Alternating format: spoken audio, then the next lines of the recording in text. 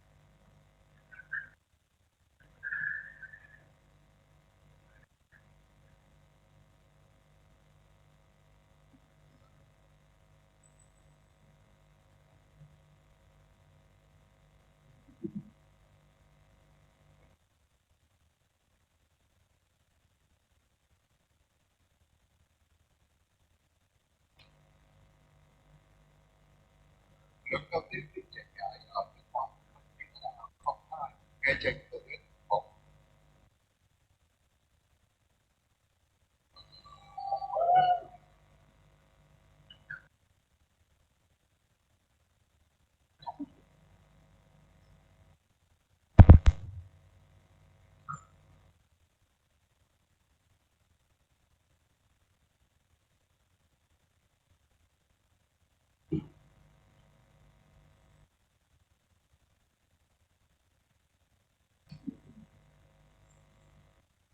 Selamat pagi sahabat, berjumpa kembali dalam acara Sinkro, kolaborasi Instagram Edukatif Forkom yang tergabung dari beberapa rumah sakit, yaitu Rumah Sakit Dr. Un Kandang Sapi Solo, Rumah Sakit Dr. Un Solo Baru, Rumah Sakit Husada, Rumah Sakit Adi Husada Kapasari, Rumah Sakit Panti Nirmala, Rumah Sakit Adi Husada Undaan Wetan, dan SMC Rumah Sakit Telogorejo.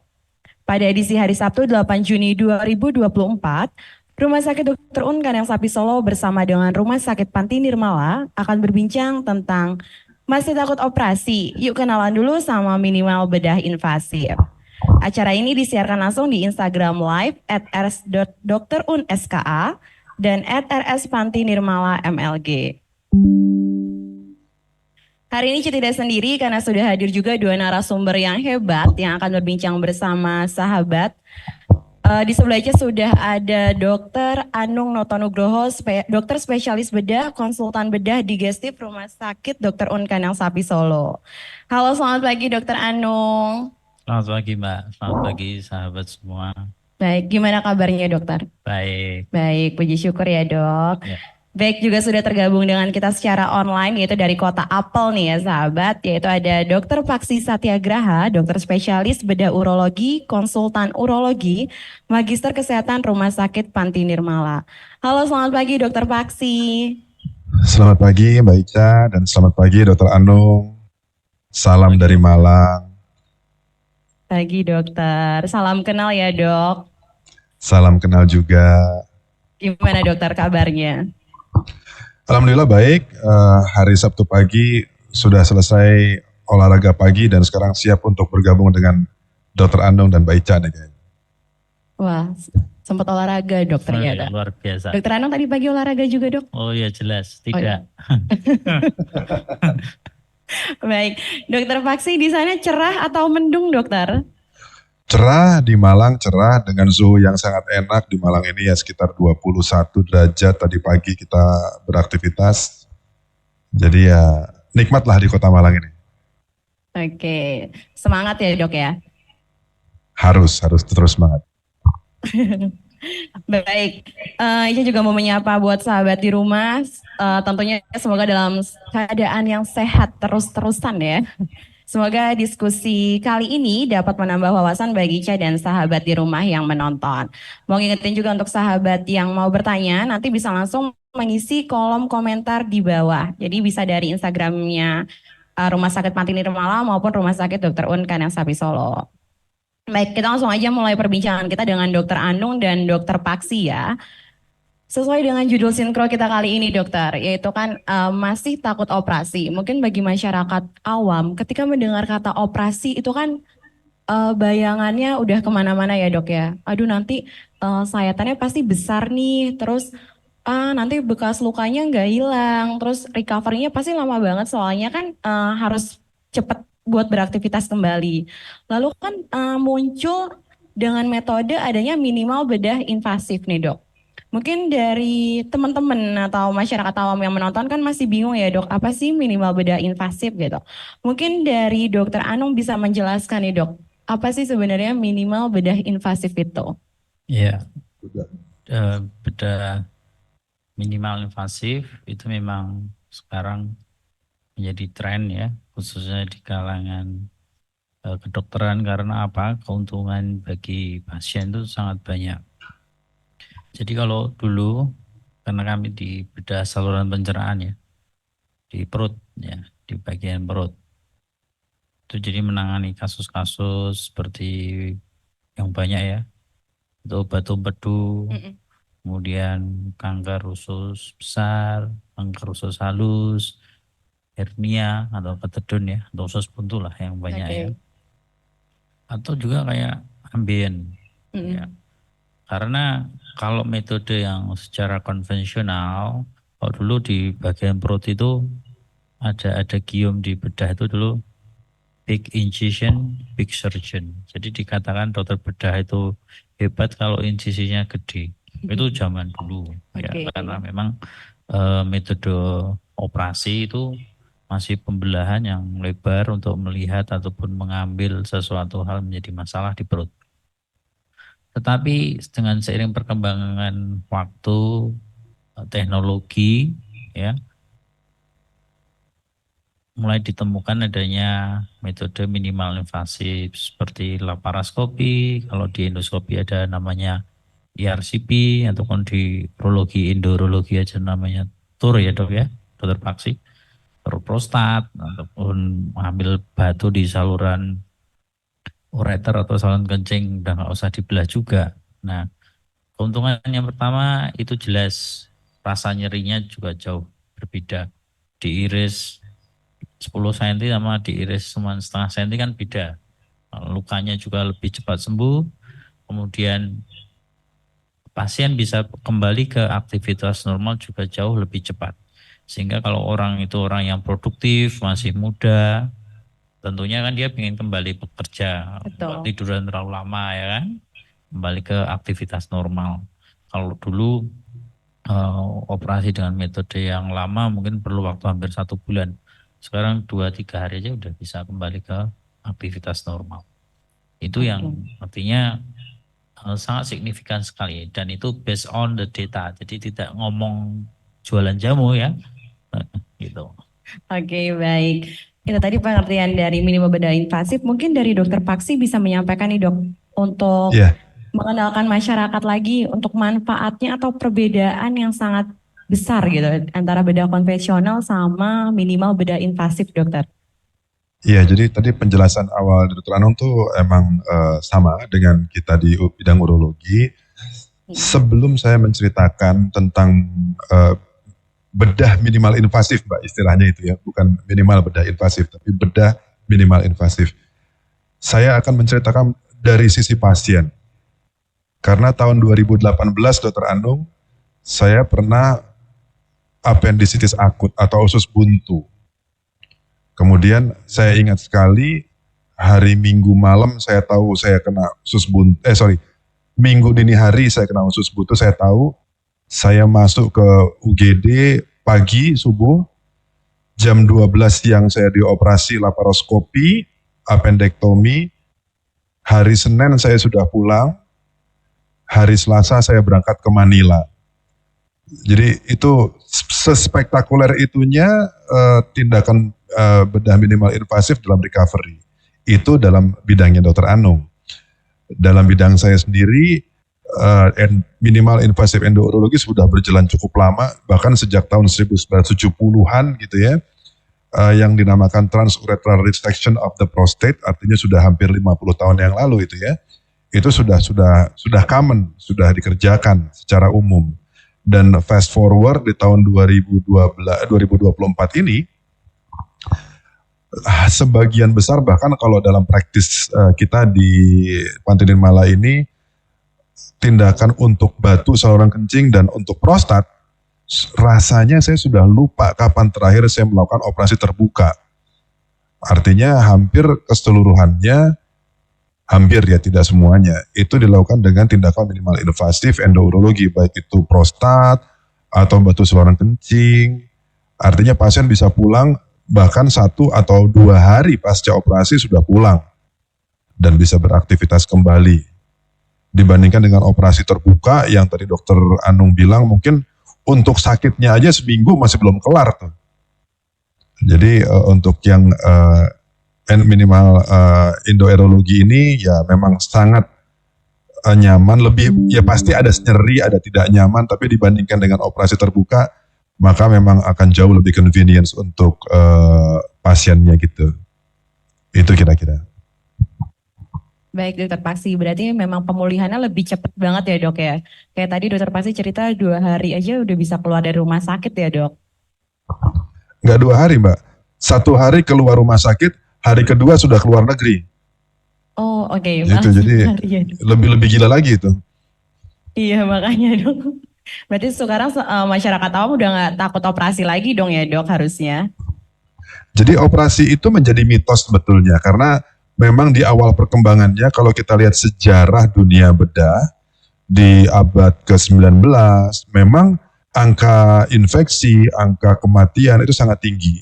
Tapi dengan meningkatnya ilmu kedokteran, pembedahan yang bersih, kemudian anestesi yang semakin baik, maka tingkat keamanan dari operasi ini sangat-sangat tinggi. Jadi saya sendiri sudah mengalami beberapa kali dioperasi, bahkan 3 minggu yang lalu saya baru dioperasi lagi untuk untuk hal yang lain gitu. Ya saya sih nggak takut, kalau saya pribadi saya nggak takut. Kalau memang itu yang harus dikerjakan ya kita kerjakan. Baik dokter Paksi, terima kasih penjelasannya dok. Dokter Anung, sebagai dokter spesialis bedah, konsultan bedah digestif nih dok. Mungkin contoh kasus apa yang sering banget paling banyak dilakukan dengan metode minimal bedah invasif dok? Ya, ada video sebenarnya sih yang pengen saya tunjukkan ke pemirsa semua. Coba, bisa nggak dia di setel? Hah? Ada? Ada Oke, coba. video nomor 1 ya.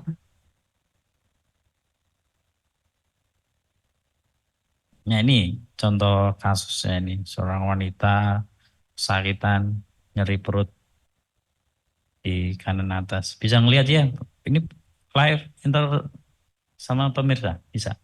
Mungkin bisa lihat ya di pemirsa semua. Ini sering kasusnya.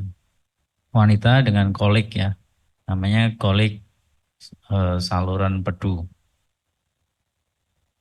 Ya, jadi lihat ya, ada batunya di saluran pedu. Kita lakukan tindakan, ini namanya metodenya ERCP. Jadi kita ngambil batunya, ini ya, batunya kelihatan ya kuning tadi ya. Ini kalau metode biasa ya, metode biasa itu ngambil batu gini tuh bisa sampai 3-4 jam sendiri operasinya. Tapi dengan endoskopi ya, alatnya dimasukkan lewat mulut, ini 10 menit sudah kelar. Ya, sangat signifikan sekali. Jadi tanpa insisi malah nggak kelihatan di perut itu ada bekas luka sama sekali, malahan pasien sorenya udah bisa pulang.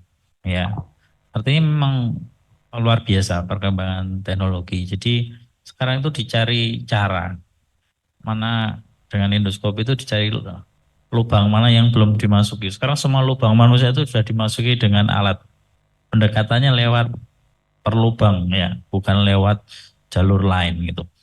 Oke. Ini Baik. contoh kasusnya. Oke, baik Dokter Anung. Mungkin masih ada yang bingung sih dok, batu empedu itu apa sih dok? Dan penyebab untuk orang kayak bisa sakit batu empedu itu karena apa dok? Batu empedu itu artinya batu di saluran empedu ataupun batu di kantong empedu. Nah yang banyak di kantong empedu ya. Kalau di saluran empedu sendiri itu sekitar 20-30% karena migrasi dari kantong empedunya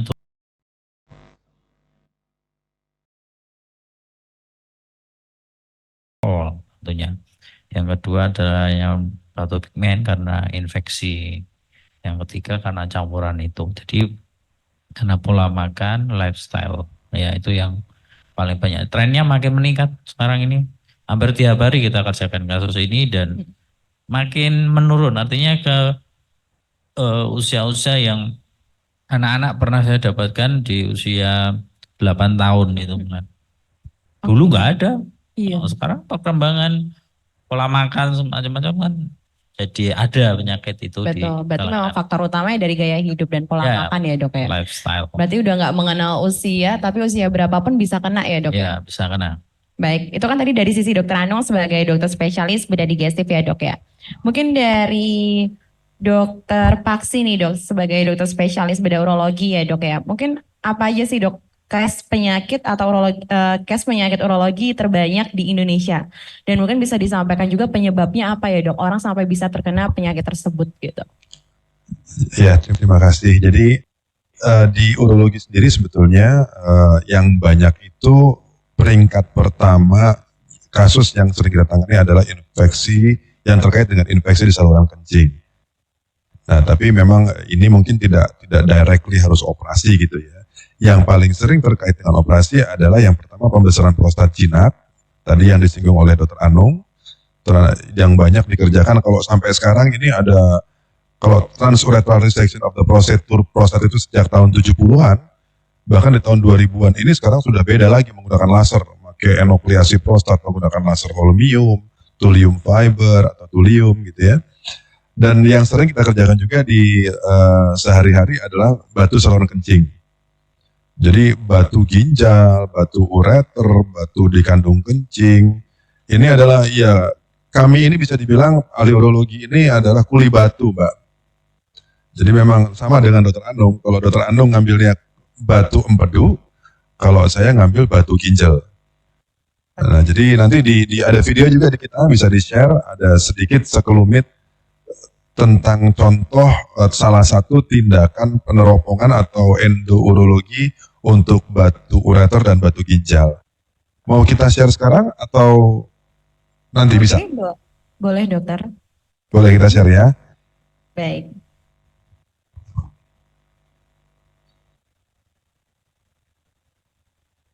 Selamat datang di kamar operasi dan ini adalah alat-alat minimal invasif endourologi. Hari ini saya bakal nunjukin alat yang dinamakan ureterorenoskopi atau yang banyak orang bilang sebagai URS. Ini adalah alat sangat kecil digunakan untuk melakukan endoskopi atau peneropongan terhadap batu saluran kencing yang ada di dalam ureter. Ini adalah semi-rigid ureteroskopi dan alat ini bisa dipakai untuk mencari batu yang ada di dalam ureter. Kalau ketemu batunya, kita akan tembak, pecahkan batunya dan dikeluarkan batunya dengan beberapa metode. Di antaranya itu laser atau juga energi pneumatik atau ultrasound. Kemudian kita akan lihat nanti operasinya melalui monitor endoskopi. Dan ini namanya access sheet untuk tindakan fleksibel ureteroskopi atau retrograde internal surgery. Mostly saya akan memasukkan alat tersebut ke dalam selongsong ini supaya kita bisa naik turun lebih mudah dan lebih aman untuk ureter. Perkembangan yang lebih terkini dari peneropongan ureter dan ginjal setelah munculnya teknologi yang dinamakan sebagai fleksibel ureteroskopi atau flexible URS. Ini adalah salah satu contoh alatnya, di mana alat ini pada ujungnya bisa bergerak, bisa naik turun, kita akan bisa menyusuri hampir seluruh ruangan di ginjal dan mencari sesuatu yang mungkin patologis seperti batu, tumor, dan lain sebagainya. Kelebihannya ini memang sangat canggih dan kita bisa mencari segala sesuatu yang ada di ginjal, namun memang kerugiannya alat ini cukup ringkih sehingga kita juga harus hati-hati. Nah, gimana cara pecah batunya? Caranya kembali, sayangnya untuk alat ini untuk mecah batu, kita cuma bisa mecahin batu dengan menggunakan teknologi laser. Jadi itulah teknologi minimal invasif endurologi, ureteroscopy semi-rigid dan juga fleksibel URS. Mau tahu yang lainnya? Tunggu posting yang berikutnya. Kita baca lagi yuk. Ya, jadi itu sekelumit atau satu atau dua metode minimal invasif endurologi yang dinamakan dengan URS atau ureteroscopy dan juga flexible ureteroscopy. Selain itu masih banyak, ada transureteral resection of the prostate untuk pembesaran prostat jinak, atau kalau batunya gede kita melakukan yang dinamakan percutaneous nephrolitholapaxy atau PCNL. Jadi dicoblos ginjalnya dengan insisi paling cuma 1 cm dan hampir semua jenis batu bisa kita ambil dengan metode itu. Demikian, Mbak. Baik, Dokter Paksi. Kalau untuk penyebabnya di dok, kan saya pernah baca-baca ya, katanya ada orang yang kayak suka nahan pipis ya dok, atau buang air kecil. Itu betul nggak dok? Bisa jadinya nanti batu ginjal dok? Iya, terbentuknya batu ginjal itu pada prinsipnya sifatnya multifaktorial. Tidak cuma karena satu hal, kemudian akan terbentuk batu ginjal.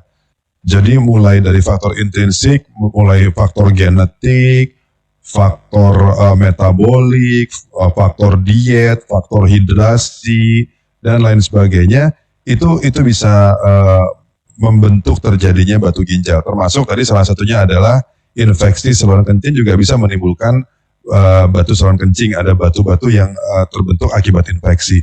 Nah, nahan kencing tadi itu tidak semerta-merta langsung menimbulkan batu, tapi sering nahan kencing itu bisa menimbulkan kecenderungan untuk terjadinya infeksi saluran kemih. Nah, infeksi saluran kemih itu menjadi satu faktor yang bisa menimbulkan batu saluran kencing. Itu kira-kira. Jadi faktornya macam-macam, Mbak. Termasuk pola makan juga nggak dok? Tentunya. Jadi makan yang mengandung purin yang tinggi, kemudian pola minum yang misalkan orang suka kadang-kadang nggak minumnya dengan cukup. Dan itu semua juga tergantung kepada orangnya masing-masing. Karena faktor pembentukan batu ginjal, metabolismenya ditentukan dengan gennya orang itu sendiri. Kalau ada orang yang punya keluarga atau saudara sekandung, bapak atau keluarga yang lain sehubungan darah, ada batu ginjal, ada pernah riwayat batu saluran kencing, maka menjadi resiko yang lebih tinggi terjadinya batu saluran kencing. Gitu. Oke. Baik dok, ini ya, ternyata kompleks ya dok ya, penyebabnya ya dok? Ya, cukup kompleks, pembentukannya cukup kompleks, operasinya juga cukup sulit dan sekarang sudah minimal invasif. Yang juga lebih sulit lagi nanti juga adalah pencegahannya.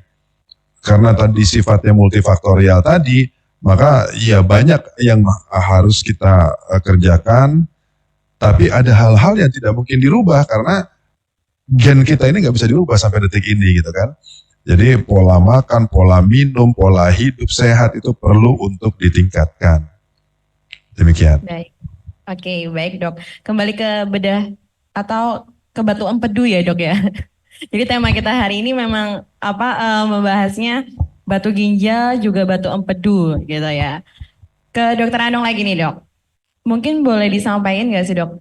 Untuk gejala yang dirasakan sama penderita ya atau yang mengalami untuk penyakit batu empedu. Ya, penyakit batu empedu itu kalau akan menimbulkan gejala kalau dia sudah menimbulkan namanya obstruksi. Obstruksi itu buntu. Tidak semua batu empedu harus dioperasi ya.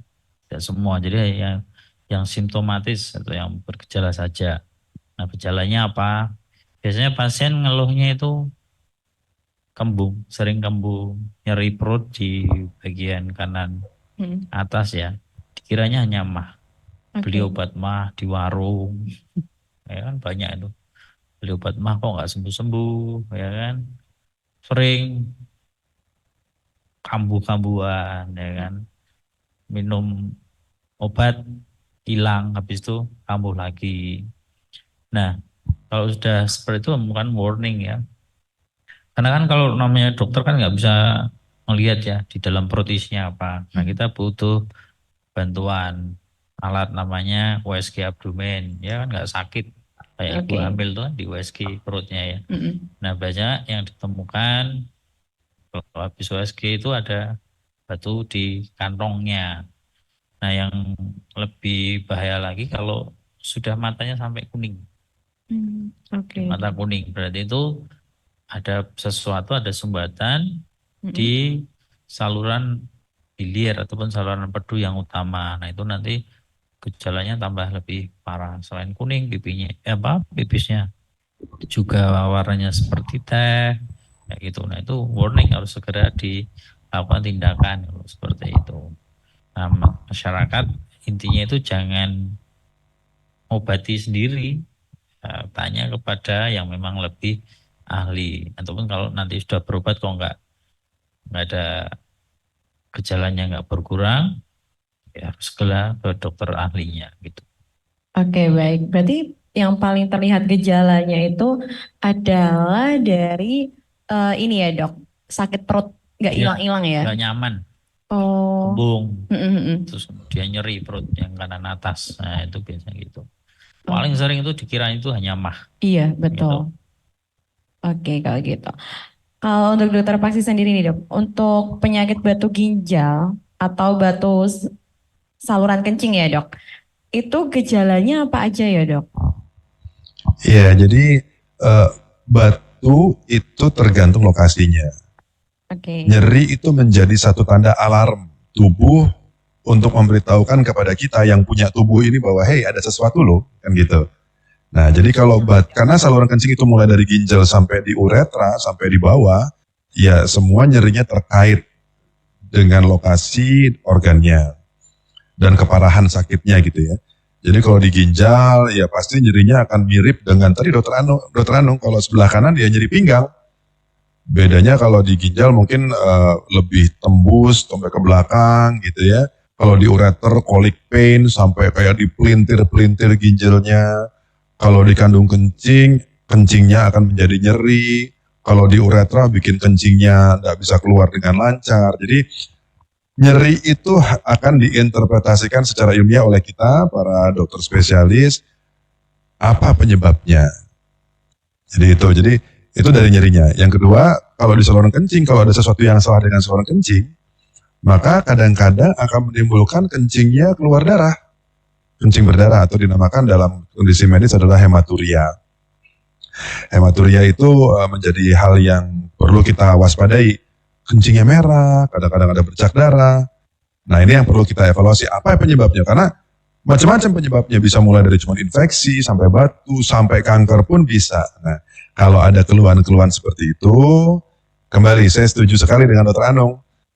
Sahabat sehat jangan sampai mengobati, jangan self treatment lah. Konsultasi dengan dokter ahlinya, dievaluasi. Kalau datang ke kita akan dengan USG. Kemudian kalau untuk batu saluran kencing saat ini memang gold standard yang kita kerjakan saat ini adalah CT scan. Jadi setelah USG, kita baru tahu doang tuh, karena zaman sekarang ini USG udah kayak stetoskop ya Dokter Anung ya. Sangat simple, minimal invasif, tidak ribet. Nggak nyeri. Tapi itu baru petanda awal. At the end kalau di batu kami akan kerjakan CT scan. Itu kira-kira. Oke, baik Dok. Ini saya sambil baca pertanyaan dari teman-teman yang udah mulai masuk ya Dok ya. Mungkin bisa dijawab oleh Dokter Paksi nih Dok. Dari @ucup_com. Apabila dokter bertemu dengan pasien yang perlu operasi namun terhalang ketakutan atau seringnya mungkin pasien usia lanjut. Pesan apa yang paling efektif untuk memotivasi pasien, Dok? Jadi ini memang tantangan kita sebagai tenaga kesehatan, sebagai dokter spesialis, apalagi dokter bedah. Selain kita harus menguasai ilmu kedokterannya, ilmu urologinya atau ilmu bedah digestifnya, ilmu komunikasi itu menjadi penting sebetulnya. Jadi bagaimana kita berkomunikasi dengan pasien, dan saya harus assuring, saya selalu assuring, saya meyakinkan pasien bahwa kalau memang kondisi ini tidak perlu dioperasi, saya tidak akan menawarkan untuk operasi. Operasi ini adalah jalan terakhir untuk mengatasi permasalahan. apakah ada garansi bahwa operasi ini pasti akan berhasil? Dalam dunia kedokteran yang kata-kata pasti itu tidak mungkin ada. Karena tidak ada garansi dalam pekerjaan kita. Agak berbeda seperti kita beli kulkas. Kalau nggak dingin bisa garansi kulkasnya balikin dapat barang yang baru. Tapi kalau di kedokteran kita nggak bisa. Yang bisa kita garansi adalah kita akan mencoba untuk melakukan yang terbaik untuk pasien. Nah, untuk melakukan operasi yang baik itu harus evaluasi menyeluruh. Kalau pasiennya muda-muda aja santai ya, mungkin nggak terlalu heboh gitu ya. Kalau pasiennya udah sepuh, ada masalah jantung, ada masalah saraf, ada pernah riwayat stroke, ada diabetes, bukan berarti tidak mungkin untuk dioperasi. Tapi kita akan optimalisasi dulu. Di rumah sakit yang sudah established seperti Panti Ramadan dan pun juga pasti ada ahli-ahli yang lain. Kalau ada diabetes kita perbaiki dulu, ada sakit jantung kita optimalisasi dulu dan lain sebagainya.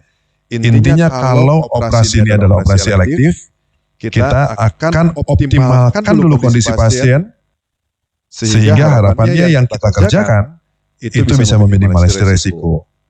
Apakah pasti aman? Walaupun 1% aja itu kemungkinan, sehingga nggak ada garansi saya bilang tadi. Jadi nggak mungkin lah kita menggaransi. We will do our best, dan kita akan kerjakan yang sebaik mungkin sesuai dengan indikasinya.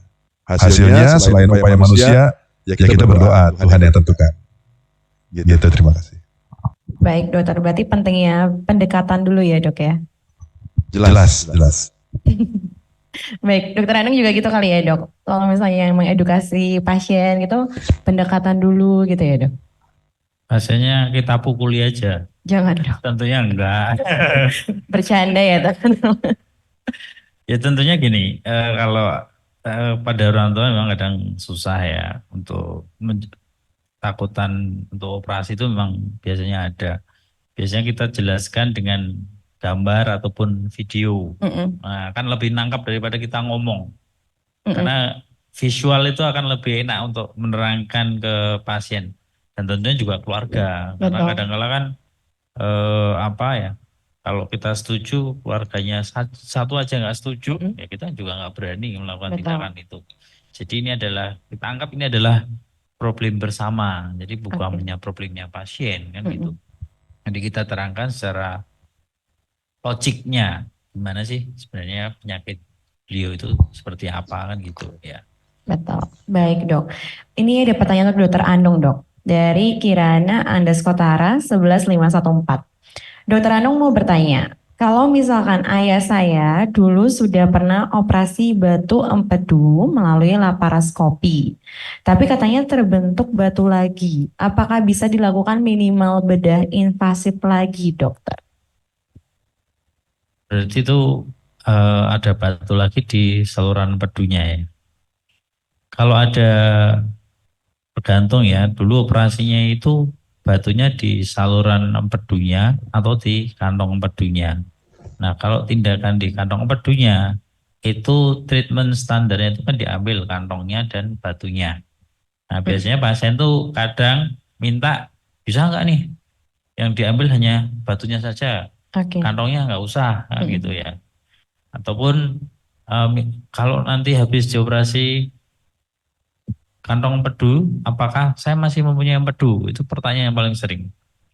Nah, kalau batunya itu timbul lagi, ya kita harus melihat timbulnya di mana.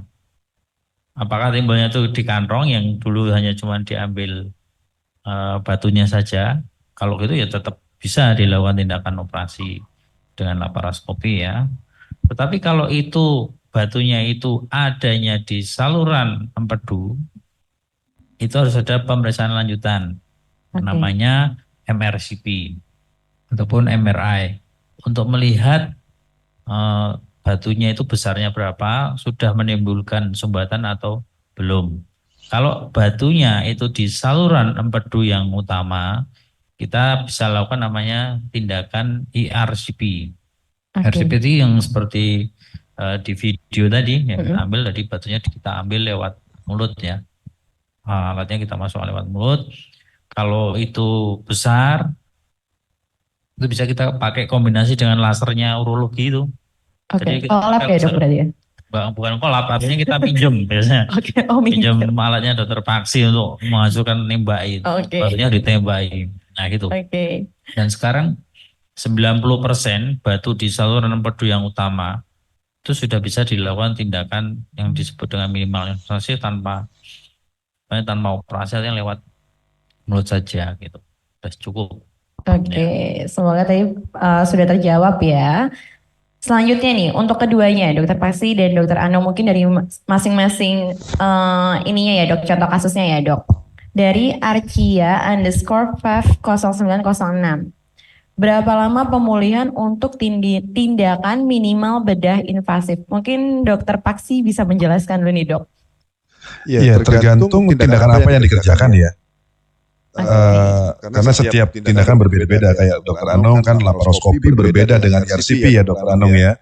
Seperti saya tindakan tur prostat berbeda dengan PCNL. Tapi tindakan-tindakan semua itu rata-rata 1 atau 2 kali 24 jam pasien sudah bisa pulang. Dan setelah itu bisa beraktivitas. Aktivitas ringan lah ya. Kalau cuma untuk masuk kantor aja sudah bisa sebetulnya untuk aktivitas. Jadi tidak harus bed rest sampai berapa minggu di rumah gitu. Jadi itu yang penting. Tur prostat sekitar 2 hari, 1 atau 2 hari. Atau kalau enukleasi prostat bahkan sekarang saya cuma 1 hari. PCNL juga 1 kali 24 jam, maksimal 2 kali 24 jam. Kalau URS, RIRS juga 1 sampai maksimal 2 kali 24 jam. Jadi jarang sekali pasien-pasien saya yang harus sampai di atas 3 hari sih kalau setahu saya ya. Selama ini, setiap pengalaman kami di sini. Jadi sangat cepat lah bisa dibilang recovery-nya. Oke, baik. Berarti tergantung dari jenisnya juga ya dok ya? Iya jelas. Baik. Mungkin kalau dari sisi dokter Anung nih dok, untuk batu empedu, untuk recovery-nya atau berapa lama pemulihannya dok? Ya kalau batu di saluran utama tadi ya, hari ini pagi tindakan, mungkin sore juga sudah bisa pulang gitu ya. Terus kalau itu dilakukan tindakan laparoskopi, biasanya the next day, 1 hari pasca operasi itu sudah bisa pulang pasiennya. Oke, baik.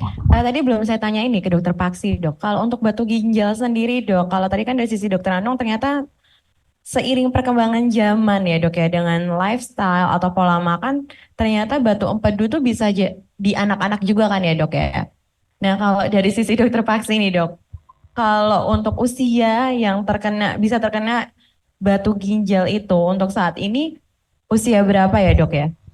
Sama seperti dokter Anung, seperti pengalaman di digestif juga sama. Jadi batu ginjal ini sebetulnya secara teoritis pada usia sekitar produktif ya 20, 30-an sampai 50-an. Tapi saya juga pernah operasi pasien 1 tahun dengan batunya lengkap kanan kiri gitu. Nah itu dia karena memang tadi saya bilang faktornya multifaktorial. Dari faktor genetik pun bisa terjadi seperti itu. Memang tidak banyak di pediatri, di pasien anak-anak. Tapi bukan berarti tidak ada. Karena saya sudah pernah dapat pasien juga yang umur setahun, ada yang 3 tahun, ada yang 8 tahun. Walaupun sehari-hari pasien kita sudah dewasa sih sebagian besar ya. Itu mau laki-laki mau perempuan secara teoritis epidemiologis katanya laki-laki sedikit lebih banyak. Tapi ya laki-laki juga ada, perempuan juga ada. Jadi dulu perkiraan ada yang mikir bahwa urologi itu dokter untuk laki-laki aja, enggak juga. Karena batu ginjal, batu saluran kencing itu bisa laki-laki dan perempuan. Tuh. Baik, dokter Paksi. Dokter, ini ada pertanyaan nih buat dokter Paksi dok. Dari Arcia underscore FV0, sebentar dok, 0906 nih dok. Oh bukan, maaf. Dari Warni underscore KIA. Dok, makanan apa saja yang bisa menyebabkan batu ginjal dan bagaimana mencegahnya? Benar nggak dok kalau kebanyakan minum boba itu bisa kena batu ginjal dok? Iya, jadi itu tadi saya bilang. Kalau kita ngomong tentang makanan, saya ingatkan sekali lagi bahwa penyebab batu saluran kencing itu bukan single faktor. Jadi ini multifaktorial. Jadi makanan-makanan yang mengandung protein purin tinggi itu jelas. Kalau suka makan kacang-kacangan, makan makan jeroan, yang enak-enak itulah ya. itu bisa menimbulkan metabolisme protein yang tinggi, terbentuk batu asam urat dan lain sebagainya. Kemudian boba, faktor diabetes mellitus itu juga, karena kan boba itu kan sebetulnya gula ya semuanya ya, tepung dan gula gitu. Kondisi diabetes itu juga merupakan satu faktor resiko terbentuknya batu saluran kencing. Jadi intinya sebetulnya di penyakit apapun yang paling penting adalah kita menjaga pola hidup sehat. Kalau makan boba minum boba tiap hari ya nggak sehat pastilah. Tapi kalau minum boba senang-senang 3 bulan sekali ya itu oke. Kalau tiap hari ngeledi kacang, melinjo ya jangan juga. Tapi kalau beberapa bulan sekali pas lebaran itu ya oke lah. Tapi ya itu tadi saya bilang bahwa tidak ada satu faktor single faktor yang mengakibatkan batu saluran kencing. Ini multifaktorial dan pencegahannya artinya juga multifaktorial. Satu, lifestyle harus baik. 4 sehat 5 sempurna. Hidrasi yang baik. Minum 1 hari 2 liter. Kalau memang kecenderungan punya asam urat yang agak tinggi, ya hindari makanan-makanan yang mengandung protein dan lain sebagainya. Kalau memang punya resiko, ada keluarga, ada bapak, ibu, paman, batu saluran kencing. Artinya lifestyle harus bagus, plus harus screening. Medical check up setiap 6 bulan atau 1 tahun sekali kita lihat. Sebelum nanti batunya menjadi besar, kita akan bisa tangani dengan lebih minimal invasif lagi. Misalkan dengan SWL atau yang lainnya. Kira-kira demikian. Oke, baik. Terima kasih Dokter Paksi. Dokter Anung, misalnya nih penyakit batu empedu, kalau kita tidak lakukan tindakan medis, kita diamkan saja, itu dampaknya apa dok? Ya kalau sudah bergejala tentunya ya makin parah. Artinya namanya ada sumbatan ya kan, nanti lama-lama apalagi yang di saluran yang utama yang pasien sampai kuning ya kan, itu nanti livernya bisa bengkak, kemudian namanya bisa nanti jatuh ke dalam sindrom hepatorenal syndrome, bisa menyebabkan kematian. Apalagi ada bisa juga namanya sepsis ya, karena batu kalau sudah menimbulkan gejala biasanya diikuti dengan namanya infeksi kan. Nah itu yang sangat berbahaya. Jadi jangan coba-coba kalau seperti itu, harus minum obat ini, obat itu, artinya shopping obat ya. Nah, gitu. Pokoknya segala sesuatu itu harus ditanyakan ke ahlinya ya kan. Apalagi berkaitan dengan kesehatan. Tidak bisa dengan coba-coba ataupun testimoni orang ya kan, menggunakan jus apa, apel apa ya, namanya orang jualan kan suka-suka, tapi kan kita ngomong berdasarkan evidence, berdasarkan data yang ada gitu. Oke, baik. Mungkin Dokter Anung ada yang mau disampaikan dengan video gitu dok, untuk mengedukasi teman-teman yang nonton? Untuk ini video ya. Nomor 2 ya dok ya? Baik. Bisa tunjukin nggak yang Bisa, gambar? bisa. Ini? Nah ini contoh lain ya.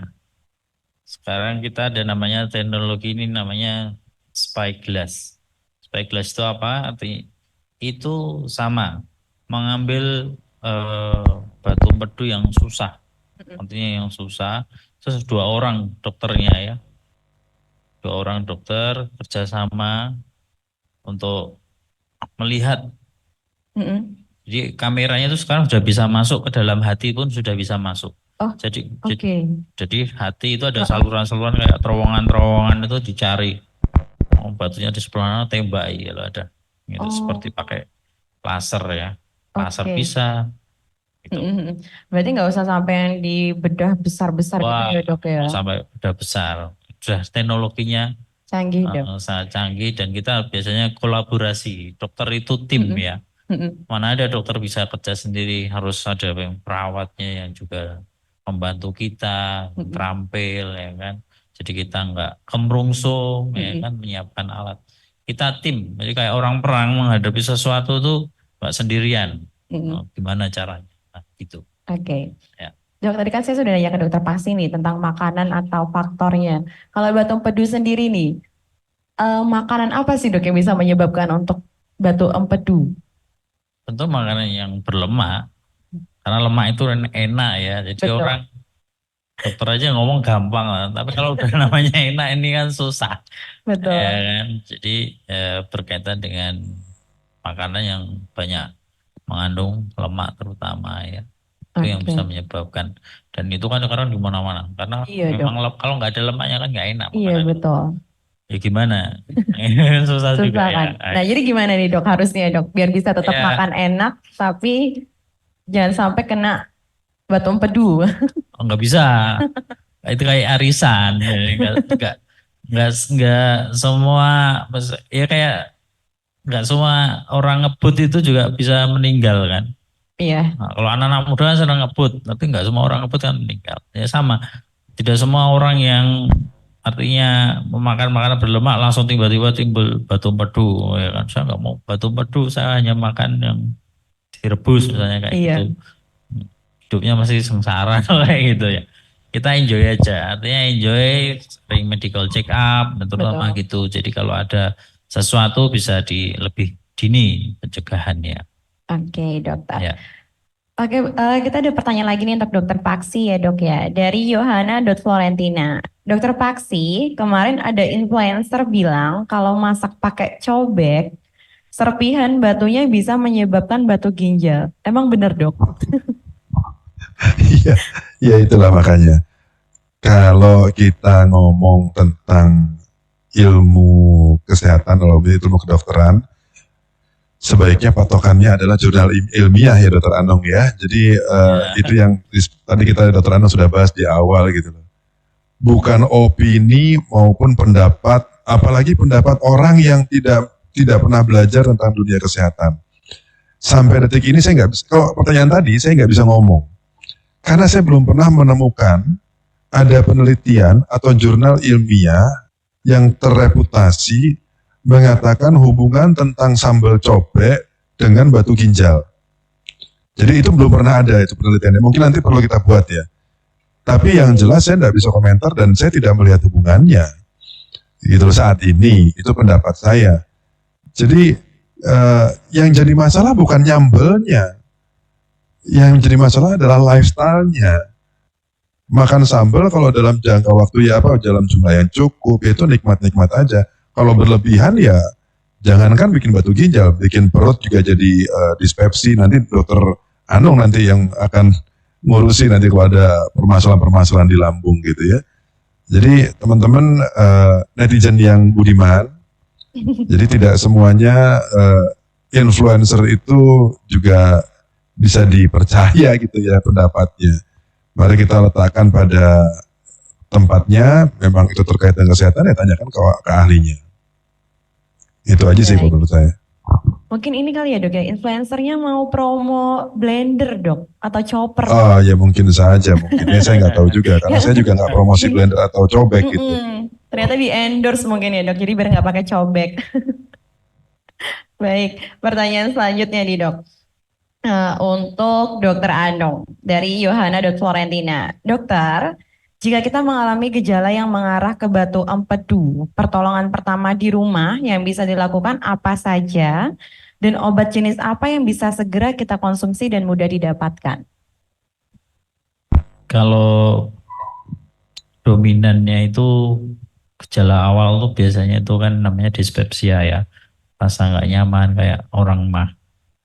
Ya kita minum obat yang menghilangkan simptomnya terutama ya.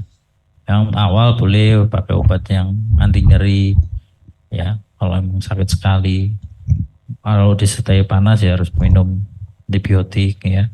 Tapi yang harus segera dilakukan adalah ke dokter ya untuk mencari penyebab utamanya itu apa. Yang seperti Dokter Paksi jelaskan tadi, USG sekarang kan di mana-mana ada ya, dan itu bisa dikatakan bisa dilakukan 24 jam tanpa rasa intervensi, nggak perlu pakai intervensi. Betul. Gitu. Harus pakai dulu diagnostiknya. Oke, berarti mending langsung ke rumah sakit. Nah, kira-kira kapan sih dok waktu yang tepat untuk kita minta pertolongan sama ahlinya nih? Kalau udah kesakitan sekali harus segera ke UGD ya kan, gitu. Tapi kalau udah sering merasa kok nggak nyaman perutnya bisa ke poliklinik gitu. Ya. Oke, berarti tetap harus konsultasi sama dokter ya dok ya. Baik, untuk dokter Paksi ada pertanyaan dari underscore titis tunjung. Dokter izin bertanya, apakah batu ginjal bisa menyebabkan gagal ginjal dok? Bisa sekali, itu bisa banget. Jadi batu ginjal itu pada prinsipnya bisa menimbulkan komplikasi. Jadi komplikasi itu mulai yang ringan itu alarmnya tubuh ngomong nyeri. Tadi yang sebagai gejala awal. Lama-lama bisa bikin infeksi. Lama-lama bisa bikin ginjalnya tersumbat. Jadi ginjalnya melembung gitu ya. Jadi istilah kedokterannya adalah hidronefrosis. Dan hidronefrosis itu akan meningkatkan tekanan di dalam ginjal. Dengan tekanan tinggi dalam ginjal itu akan menekan sel-sel glomerulus di dalam ginjal sehingga fungsinya menjadi turun. Dan akhirnya itu juga bisa menimbulkan kerusakan atau kalau bahasa awam dinamakan sebagai gagal ginjal. Itu adalah komplikasi. Nah makanya kalau ada keluhan, tadi yang saya bilang nyeri di pinggang kanan atau kiri, atau ada nyeri kolik itu kayak ini tajam kayak dipelintir gitu ya, itu nggak enak. Itu harus bedakan nanti koliknya karena empedu atau karena ureter, karena batu ginjal. Itu nanti akan dokter yang akan mengevaluasi. Jadi jangan mengira-ngira sendiri gitu ya, seperti dokter Anung tadi bilang. Nah, jangan sampai perbatuan ini menimbulkan komplikasi yang lebih jauh. Karena nggak enaknya itu ginjal memang punya dua, kanan dan kiri. Tapi ginjal itu kalau sekalinya rusak, dia tidak akan kembali normal lagi, sulit untuk kembali normal lagi. Itu makanya kalau pada gagal ginjal kronis, yang sudah nggak bisa diapa-apain, ginjalnya udah nggak bisa diperbaiki. Jalan keluarnya adalah transplantasi ginjal. Itu yang dikerjakan. Baik, berarti kemungkinan bisa sampai ke sana ya dok ya? Iya. Baik, pertanyaan lagi untuk dokter Anung nih dok, sebentar. Dari Gwi Daryati, dokter, kalau sudah riwayat operasi batu ginjal terus mengkonsumsi herbal, apakah itu akan menolong untuk tidak muncul lagi batunya? Berarti sesuai yang tadi kita bahas ya, kayak cuka apel, kelapa hijau Itu bakar. batu ginjal, batu empedu. Kalau batu ginjal udah terpaksi loh. Sebentar, batu empedu dok. Nah gimana? Apakah kalau sudah pernah operasi batu empedu terus mengkonsumsi herbal, apakah itu akan menolong untuk tidak muncul lagi batu empedunya? Itu gantung herbalnya. Kalau herbalnya apa dulu Cuka ya? apel. Nggak ada. Nggak ada data yang menyatakan cuka apel itu gara-gara sama Malang aja nih banyak apel nih dok. Iya. Dihubung-hubung. Jus apel di sini ya dok ya. Cocokologi. Ya siapa tahu ya dok ya. Jus apel, terus habis itu cuka apel, kelapa hijau bakar. Nggak ada. Oh nggak ada. Berarti tetap nggak bisa dok. Nggak ada hubungan. Oke baik kalau begitu. Kalau dari dokter Paksi sendiri nih dok, untuk obat-obatan herbal itu apakah membantu untuk batu ginjal dok? Iya, jadi kita kembali ke data ilmiah. Sampai saat ini memang tidak ada satupun bukti yang firm yang betul-betul sudah melewati proses metodologis yang tepat gitu ya, mengatakan bahwa ada herbal yang bisa untuk membantu. Jadi orang banyak ngomong tentang kumis kucing atau kecubung atau kumis buaya atau apapun, saya nggak ngerti ya. Itu ternyata secara ilmiah belum terbukti. Saya nggak bilang tidak terbukti, saat ini belum terbukti karena penelitiannya belum sampai establish seperti itu. Salah satu yang dikonsumsi yang menjadi zat untuk mencegah terjadinya batu adalah sitrat sebetulnya. Jadi ada suplemen namanya potasium sitrat atau kalium sitrat, itu bisa dikonsumsi secara rutin untuk menurunkan resiko terjadinya batu saluran kencing. Karena kalau kita ngomong mekanismenya gitu ya, menjadi batu paling banyak tuh oksalat, kalsium oksalat. Nah kalau ada senyawa kalsium dan oksalat dalam tubuh itu bergabung, maka dia akan muncul menjadi batu. Nah, dengan kita mengkonsumsi sitrat, menjadi senyawanya lebih banyak menjadi kalsium sitrat. Jadi kalsium oksalatnya menjadi rendah. Jadi itu yang menurunkan. Itu yang saat ini lebih terbukti. Jadi di luar itu, sayangnya kita masih belum bisa punya data yang signifikan gitu ya. Kita ngomongnya adalah penelitian dan metodologis gitu. Bahwa mungkin ke depannya teman-teman dari mungkin Fakultas Kedokteran itu juga akan meneliti tentang obat-obatan herbal. Itu akan kita tunggu nanti berikutnya, moga-moga bisa dibuktikan. Karena kan ilmu pengetahuan tuh berubah terus ya Dr. Anung ya, tergantung penelitian terbaru dan lain sebagainya. Apa yang kita kerjakan sekarang mungkin berbeda 5-10 tahun lagi. Ya, betul sekali dok. Oke, baik. Berarti tetap langsung ke dokter aja ya, Dokter Paksi ya? Ya, bertanyalah kepada ahlinya, kepada yang mengerti. Kalau nanya batu saluran kencing, nanyanya ke influencer, apalagi influencernya tidak belajar ilmu kedokteran, ya rasanya kurang tepat gitu ya. Oke, baik. Mungkin dari Dokter Anung dia mau dijelaskan nih dok. Kayaknya di layar dia mau ditampilkan. Oke, ini apa ini Dokter Anung? Sebelum di penghujung acara ya, kan sekarang ini medsos itu luar biasa ya. Betul. Dikit-dikit lapornya ke medsos ya, lapornya ke medsos, di blow up ya. Kadang kalau orang nggak ngerti bisa salah paham ini apa. Ini contoh kasus nih yang udah agak lama ini ya. Mungkin saudara-saudara atau netizen itu ngelihat itu ya.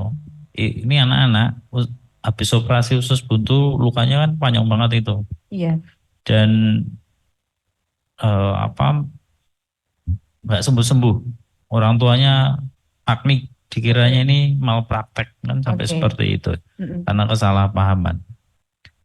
Mungkin kalau pilihannya di suatu daerah itu sudah ada bedah laparoskopi ataupun minimal invasif, hal ini sebenarnya nggak perlu terjadi ya, karena apalagi anak-anak. Bisa ditunjukkan slide saya kedua nggak ya? Yang gambar bawahnya. Oke. Sebentar.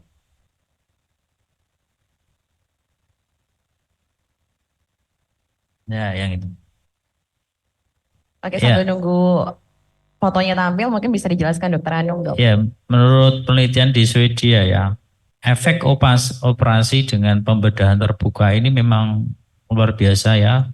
Per tahun itu hampir 300 miliar. Itu udah hampir 30 tahun yang lalu ya. Itu menghabiskan dana sekitar 300 miliar untuk mengatasi komplikasi pembedahan yang irisannya memanjang seperti itu ya. Mungkin kalau pemirsa lihat semua, bisa di zoom nggak? Nggak bisa ya? Kira-kira suka mana? Operasi yang lukanya sebelah kiri apa yang sebelah kanan pas operasinya? Kalau saya sebelah kiri lah ya dok ya. Yang ini kan? Iya benar, kiri saya. Ya yang kiri ya, masih mulus kelihatan, nggak ada bekasnya ya kan dibandingkannya. Kemudian kalau di dalamnya kelihatan itu, di dalam perutnya itu sudah, nah ini ya. Nggak ada kelihatan sama sekali kan lukanya pas ke operasinya ya. Kalau sebelahnya bisa digeser.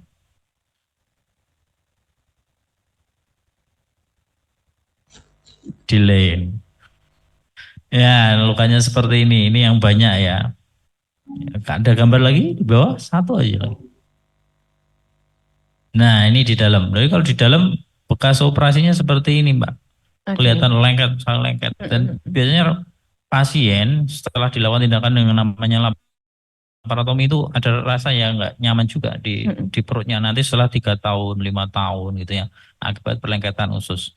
Nah orang yang salah mengerti kadang-kala operasi dengan laparoskopi dengan bedah minimal invasif itu biayanya lebih mahal. Tetapi efek jangka panjangnya itu jauh lebih mahal yang dilakukan tindakan operasi dengan laparotomi. Karena apa? Sering sakit, nanti sering ke dokter ya kan. Belum nanti kalau memang perlu tindakan operasi selanjutnya. Jadi mikirnya itu jangan di awal doang, tapi juga kita harus mikirnya itu untuk 10-15 tahun ke depan ya. Itu message saya. Jadi kalau bapak-bapak, ibu-ibu atau saudara-saudara netizen semua, kalau ada dilakukan tindakan operasi, misalnya usus buntu, ketedun, apapun yang berhubungan dengan perut, kalau bisa dengan tindakan bedah minimal invasif, mintalah tindakan itu ke dokternya. Oke, Gitu. itu tadi penjelasan sekaligus take home message dari Dokter Anung. Jadi untuk apa tindakan yang dilakukan untuk tubuh kita ya, terutama ya dok, berpikirnya jangka panjang. Baik, mungkin dari Dokter Paksi ada take home message yang mau disampaikan dokter untuk Iya. teman-teman yang menonton. Di bidang urologi maupun digestif konsepnya sama. Saya setuju dengan Dr. Anung dan itu sudah menjadi take home message untuk masyarakat. Jadi kelihatannya memang akan lebih mahal. Tapi secara overall cost effectiveness sudah terbukti dalam berbagai macam penelitian bahwa overall cost-nya akan lebih efektif sebetulnya karena pasien akan bisa kembali bekerja lebih cepat. Angka komplikasi yang lebih rendah. Angka nyeri juga lebih rendah. Itu makanya kalau tadi Dr. Anung message-nya adalah ke masyarakat, saya sedikit menambahkan message-nya adalah ke rumah sakit. Kita bersyukur di UN dan di Panti Nirmala manajemen rumah sakit sangat mengerti mengenai hal ini dan mereka menyiapkan alat-alat yang seperti ini supaya bisa kita berikan kepada masyarakat. Karena memang sayangnya di Indonesia ini dengan luasnya negara kita tidak semuanya bisa memiliki fasilitas kesehatan yang seperti ini. Itu makanya kami di urologi pun memang minimal invasif diutamakan. Tapi tidak berarti operasi terbuka itu tidak boleh dikerjakan. Jadi kalau kayak tadi gambar Dr. Anung ada perut yang dibuka lebar atau ada pinggang yang dipotong untuk ambil batu ginjal, bukan berarti itu kesalahan, enggak. Karena tidak semua tempat juga memiliki fasilitas yang seperti itu. Bahwa sekarang ke depannya makin banyak rumah sakit yang berkembang, dan manajemen rumah sakit juga mengerti bahwa ini adalah kebutuhan dan ini adalah yang lebih baik secara overall untuk pasien, maka ketersediaan alat-alat ini dan tenaga ahlinya semakin lama semakin lengkap gitu di seluruh pelosok tanah air. Harapannya di semua tempat di Indonesia masyarakat kita bisa menikmati pelayanan kesehatan yang high end dan paripurna seperti ini. Karena pasti minimal invasif endourologi, bedah minimal invasif pasti, dan itu sudah terbukti melalui berbagai macam penelitian bahwa kenyamanannya jauh lebih baik dibanding operasi terbuka, recovery lebih baik, kemudian komplikasi lebih rendah, dan overall cost-nya, karena itu terkait dengan produktivitas pasiennya sendiri, itu menjadi lebih cost efektif. Demikian kalau dari saya. Baik, nah itu dia informasi dari Dokter Anung dan Dokter Paksi mengenai menal bedah invasif dan juga contoh kasusnya. Dokter Anung dan Dokter Paksi tidak terasa waktu kita sudah hampir habis ya dok ya. Terima kasih untuk edukasinya dan materi yang disampaikan semoga juga dapat diterima oleh masyarakat dan teman-teman yang menonton. Menginformasikan juga buat sahabat jika perlu tindakan operasi dengan metode minimal bedah invasif tapi sahabat tinggal di luar Solo. Jadi nggak usah khawatir karena minimal bedah invasif juga ada di rumah sakit beberapa kota anggota Forkom. Yaitu salah satunya di Kota Malang ada Rumah Sakit Panti Nirmala, di Semarang juga ada SMC Telogorejo, lalu yang ada di Surabaya kita juga ada Rumah Sakit Adi Husada Kapasari dan Rumah Sakit Adi Husada Undaan Wetan. Lalu kalau di Jakarta teman-teman bisa langsung aja ke Rumah Sakit Husada. Dan jika di luar kota Solo atau area Sukoharjo, nanti teman-teman bisa langsung ke Rumah Sakit Dr. Un Solo Baru. Jadi kalau hendak periksa udah nggak perlu bingung lagi, langsung bisa aja datang ke Rumah Sakit anggota Forkom sesuai dengan tempat tinggal sahabat. Baik, terima kasih banyak sekali lagi saya ucapkan untuk Dr. Paksi, Dr. Anung untuk waktunya. Juga buat teman-teman yang sudah mengikuti dari awal hingga akhir. Selamat melanjutkan aktivitas dan selamat berakhir pekan bagi sahabat sekalian. Jangan lupa tetap menjaga kesehatan dan selalu jaga kebersihan. Saya Ica pamit undur diri, mohon maaf apabila ada kata dan perbuatan yang tidak nyaman. Sampai jumpa di acara Sinkro, kolaborasi Instagram Edukatif Forkom selanjutnya. Let's sing together. Bye. Bye. Terima kasih Dr. Anung. Terima kasih Dr. Paksi. Makasih ya Dokter Paksi. Sama-sama, makasih semuanya. Maaf ya dok, ya tadi agak buru-buru dok. Udah ya? Oke.